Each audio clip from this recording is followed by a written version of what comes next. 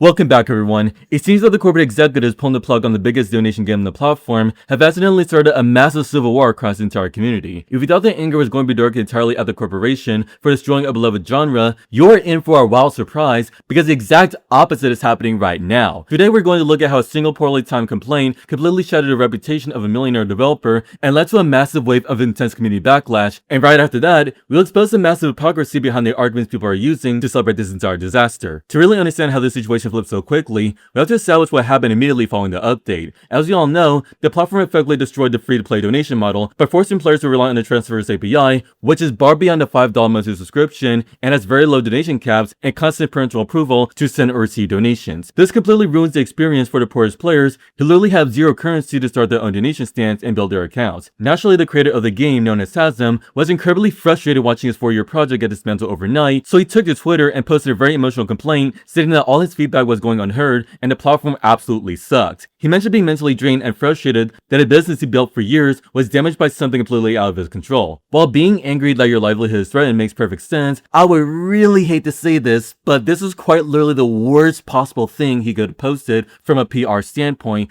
because he completely forgot that his audience consists entirely of regular kids and teenagers who usually do not have a single dollar to their name. When a developer who became a multimillionaire starts publicly complaining about how unfair it is for his own well-being, especially since the Roblox Corporation was the main source of his success, it makes him seem less like an actual passionate developer and makes him sound like a wealthy executive complaining about his profit margins dropping. That single misstep gave the community the exact green light they needed to completely tear him apart. The sheer level of toxicity in the quote tease is honestly so wild to witness because a lot of community members did not hold anything back and basically painted him as a greedy parasite who allegedly got exactly what he deserved. Prominent users went completely nuclear by pointing out that he made millions of dollars via transaction skimming due to a lack of official features. They ruthlessly mocked him for complaining publicly now that he has to actually put effort into making real games instead of relying on a passive income loop. The core argument floating around the community is that one of the main reasons the corporation made this change was specifically to remove his income because they view him as a simple middleman providing no actual content to the platform itself. They're technically saying that players never actually need his games to buy items in the first place, and they went as far as claiming he was basically stealing billions of Robux for years with a project that only took him 5 days to make originally. And they told him to stop complaining and use the millions he took from players to build something that a single update cannot destroy overnight. It is actually insane to watch a community that spent 4 years playing a game every single day suddenly turn around and celebrate its downfall with no remorse at all. But if we actually step back and look at the real mechanics of the platform economy, this entire community backlash is built on massive hypocrisy. The people attacking him for being a greedy parasite completely ignore the fact that the 10% cut he took is a standard official affiliate fee built directly into the game engine by the corporation itself. He did not write some malicious virus to steal money out of your account because the platform automatically rewards anyone who drives a sale to another creator. More importantly, nobody was ever forced to use this game to donate to their favorite streamers or friends anyway. Millions of players actively chose to pay that invisible 10% tax because they wanted massive global shoutouts, those huge effects, and the server-wide cloud that this game provided. He provided a highly polished social hub completely for free and just took a small back-end cut that the rich donator did not even feel. To be completely honest, it seems that people are throwing a massive temper tantrum over a fee, which is literally instated by Roblox themselves, that allows them to enjoy a high-quality experience for years without paying enough for cost in the first place.